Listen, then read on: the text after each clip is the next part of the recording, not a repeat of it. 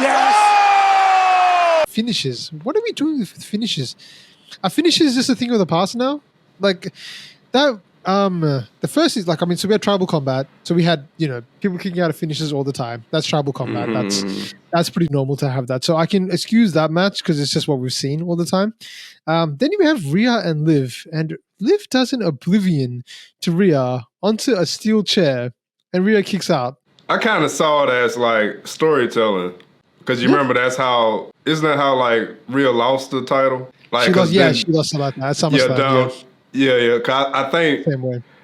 I saw that as storytelling. I saw that as like, okay, like the announcers even like build you up to that point. Like, oh no, it's like this is what like happened before and all that. So I saw it more as like Rhea coming back even stronger. So what happened? What Liv did last time is not going to work this time. So it's almost like she's mentally prepared. Like, I wish we probably need to get, I don't know if we get a screenshot of her face when she kicked out, but I feel like it's more like, if you put your mind into the character of Rhea Ripley, it's more like, okay, like, I've been here before. I can't lose the same way again and like kick out. I feel like that was that. Yeah, that's fair enough. I probably had the least issues with that match itself. I thought that was a good match as well. Like in terms of like just quality, that was a good one. Like it told stories. Dom and Raquel were in there for a little bit, but everything backfired. So it told a good story, and we finished the feud. So of the matches, that one was actually a pretty good one. I can't say any of the matches were bad. Like I didn't think any of the matches were really bad. Maybe the Jay and Drew McIntyre one, but not because of what happened in the ring, but the crowd died in that match. Like the crowd just, I don't know what happened. They just decided we're not up for this one. We're going to take a break. Not sure he hit that. Because it just went silent during that match. I don't know. Maybe they were just tired. Because after seeing so much dead time, like there's so much time in between that they were just like, all right, let's just get on to the final event now and move on. But that was the only one. But even in that one, I think Drew did a Claymore to Jay, and he kicked out of that one. But I didn't mind that match too much either because it was like Drew lost. I thought Drew would win, but I think you brought up a good point that it actually makes it a more interesting story that now Drew has to face some adversity before he faces Roman or whoever the next step is. So it's not just one clean straight line. Yeah, because his whole thing was, okay, I'm gonna make my way through the bloodline, starting with Sami Zayn and Jimmy, and now he got stopped at Jay. But I mean, I'll give you that. Like he kicked out the Claymore. Yeah, that was kind of strange, right? It should have been like another type of move, like another like off the top rope or something. Yeah. I think the Claymore is like his finisher, like Drew McIntyre's. Like that's the one that they should protect. That it's kind of like when they were doing with Cody Rhodes, right? Like Cody Rhodes before had to do 5 freaking crossroads to get a victory, and it's like, is that even a finisher anymore? Like if you have to do it 5 times, like yeah. But the thing is, I think they corrected that because the last few matches Cody's had, it's just been 1 crossroads and it's done. So that's been good. So I don't know. Maybe it was. I wish they had not used the Claymore, as you said. I think they should have done Future Shock DDT or something like that, or off the rope or something like that. Yeah, exactly. Yeah. That would have been better. But the last one, man, oh my god, CM Punk and Seth Rollins. This was a good match, I thought. But again, I had the same criticism, and because it happened for each match, I think by the time I got to that, I was like, please don't do that again. And they did it even more.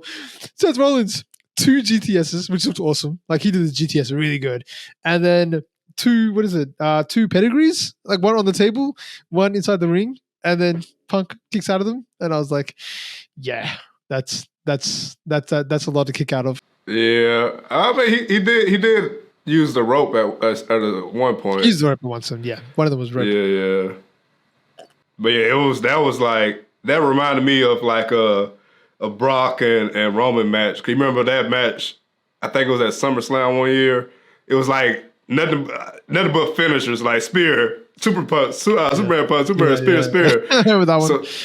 So that's what this match reminded me of. It was like pedigree, like stop, like GTS. It's like, GTS.